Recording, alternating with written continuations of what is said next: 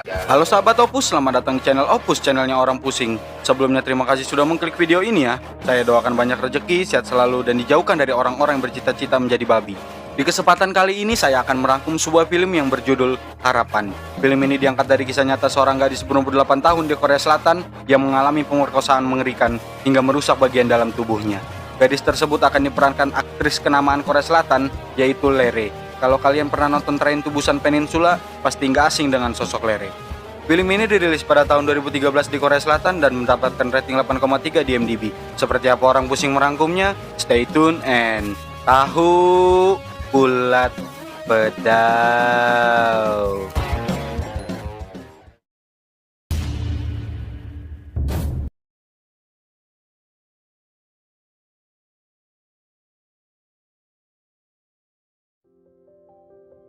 Di sebuah kota kecil di Korea Selatan, kita diperkenalkan terhadap kehidupan sebuah keluarga sederhana yang memiliki seorang anak gadis bernama Sowon. Sowon digambarkan sebagai gadis yang ceria sekaligus pintar di sekolahnya. Ayahnya bernama Donghun yang seorang pekerja pabrik dan ibunya bernama Mihe, seorang IRT yang membuka usaha kedai kecil di rumahnya. Kisah ini tidak akan langsung menceritakan tragedi inti di film ini karena kita lebih dulu diperkenalkan kepada masing-masing karakter yang memberikan pesan moral kepada setiap penonton. Donghun, ayah Sowon, adalah seorang pekerja gigih yang menyayangi keluarganya. Namun di sisi lain, beliau terlalu asik dengan kesibukannya hingga jarang memperhatikan poin-poin penting dalam menjaga seorang anak. Sedangkan ibu Sowon adalah seorang yang rajin dalam mengurus rumah dan keluarganya. Ada juga keluarga Yong Seok, teman Sowon, yang tidak kalah menarik dalam berperan di film ini. Yong Seok adalah teman sekolah Sowon, ayahnya seorang manajer di pabrik tempat Donghun bekerja, sedangkan ibunya berteman baik dengan Mihe.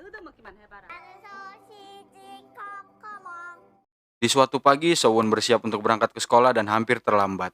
Karena beberapa kendala, ibunya sibuk mengurus rumah dan ayahnya yang siap berangkat kerja. Tidak lama turun hujan.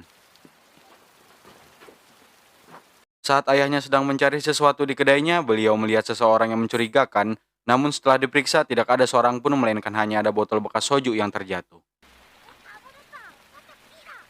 Sowon yang hendak berangkat ke sekolah dihampiri ibunya yang merasa bersalah karena terlalu sibuk mengurus rumah dan tidak memperhatikannya pada hari itu. Sowon lalu ditawarkan untuk diantar oleh ibunya, namun Sowon menolak karena merasa bisa sendiri. Lagi pula tidak jauh, hanya beberapa meter dari rumahnya. Ibunya lalu mengingatkan agar Sowon melalui jalan besar saja dan jangan melewati gang kecil. Ditemani sebuah payung, gadis itu pun menikmati setiap langkahnya. Di bawah deras hujan, diiringi lantunan piano dari salah satu rumah yang dia lewati. Hujan yang deras membuat jalanan itu menjadi sepi. Siswa lain sudah lebih dulu tiba di sekolah. Tertinggal Sowon sendiri di belakang. 5 meter lagi dia sampai. Lalu,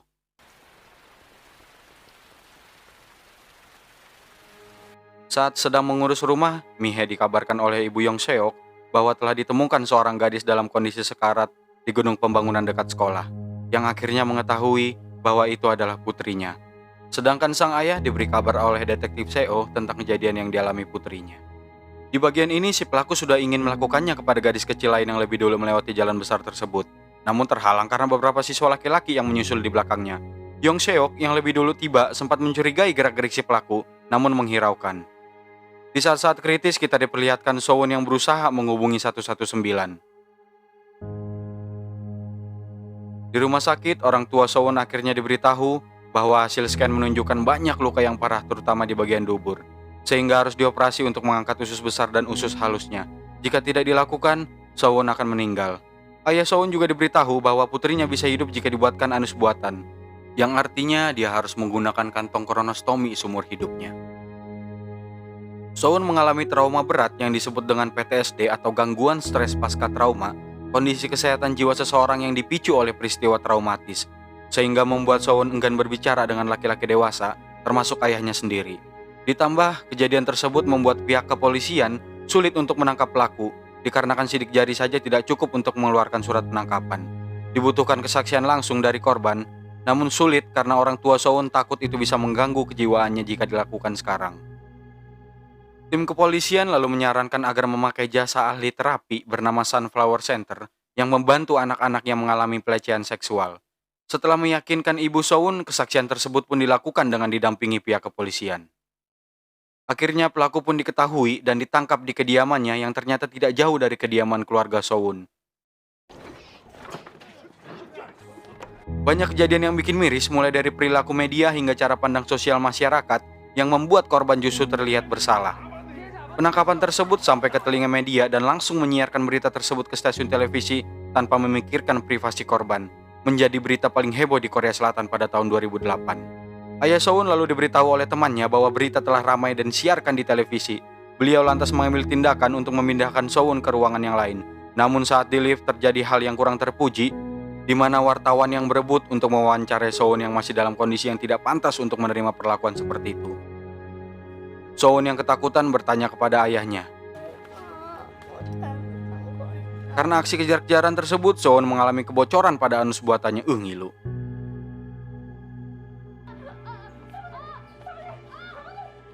Saat hari persidangan dimulai, pelaku berkilah bahwa saat itu dia mengkonsumsi minuman beralkohol dan tidak mengingat sama sekali atas kejadian hari itu.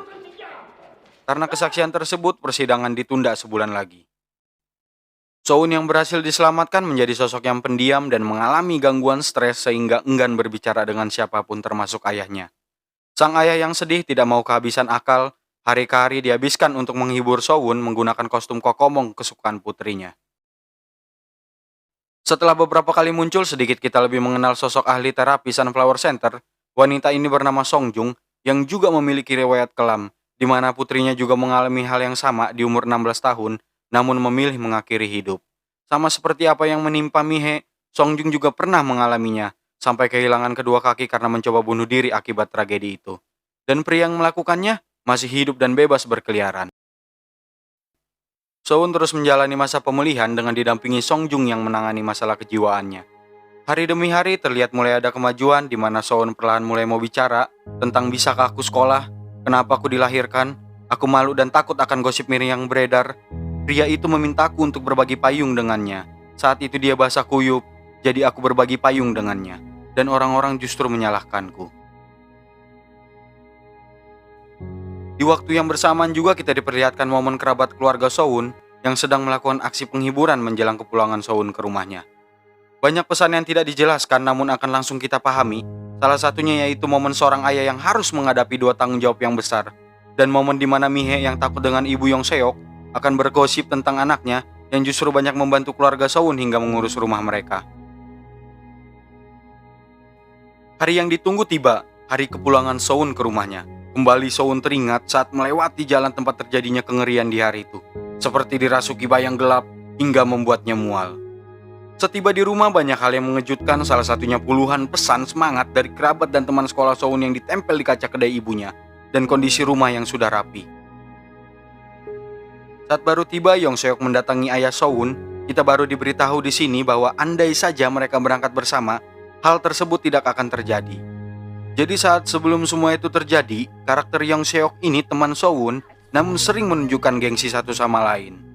Terlihat raut wajah penuh bersalah dari si kecil Yong Seok. Hari itu adalah hari pertama Sowun kembali ke sekolah. Karena ibunya sedang di ujung masa kandungan, Sowun berangkat didampingi ibu Yong Seok dan beberapa temannya yang lain di belakang. Mereka melewati jalan yang sama, mulai dari sebuah rumah yang melantunkan suara piano, hingga titik di mana Sowun dihentikan oleh berdebah kejam itu. Sang ayah yang sadar hal itu akan terjadi menyusul di belakang dengan menggunakan kostum kokomong yang biasa dia gunakan. Banyak hal yang beliau lakukan di belakang putrinya, terutama di balik kostum yang putrinya sendiri tidak tahu bahwa itu ayahnya yang selama ini Sowun hindari. Seperti itu hari-hari berikutnya. Bahkan di jam istirahat saat bekerja, beliau menyempatkan untuk datang ke sekolah menghibur putrinya. Begitu pula dengan sosok si kecil Yong Seok, yang sekarang banyak menemani Sowun saat berangkat sekolah maupun saat pulang sekolah. Hingga suatu momen Sowun bertanya kepada kokomong yang terus mengikutinya, apakah itu ayahnya yang berada di dalam? Kita lalu diperlihatkan Donghun yang kelelahan, wajah sudah dipenuhi keringat, mengangguk menjawab pertanyaan putrinya. Saat tiba di rumah, Mi yang juga tidak mengetahui ikut terkejut melihat apa yang dilakukan suaminya.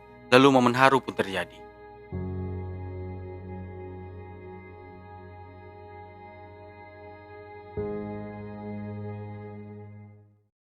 Keesokan hari saat sedang bekerja, Donghun mendapatkan panggilan sidang namun tertulis wajib mendatangkan Sowun. Donghun lalu mendatangi si berdebah yang berada di penjara untuk membicarakan pertanggungjawaban akan apa yang telah dilakukannya. Tapi yang terjadi justru tidak ada rasa bersalah sedikit pun dan masih tidak mengakuinya. Bahkan sekonyong-konyong mengucapkan kata yang mengartikan ancaman setelah dia bebas. Mukanya itu, emosi saya. Setelah banyak pertimbangan, hari penentuan pun tiba. Soun hadir dalam persidangan itu. Dengan berat kembali harus menyaksikan foto si Bedebah untuk memastikan kesaksian di depan hakim. Namun saat menghadirkan si Bedebah masih saja tidak mau mengakui, pura-pura menangis memohon dikasihani di depan hakim. Mukanya itu,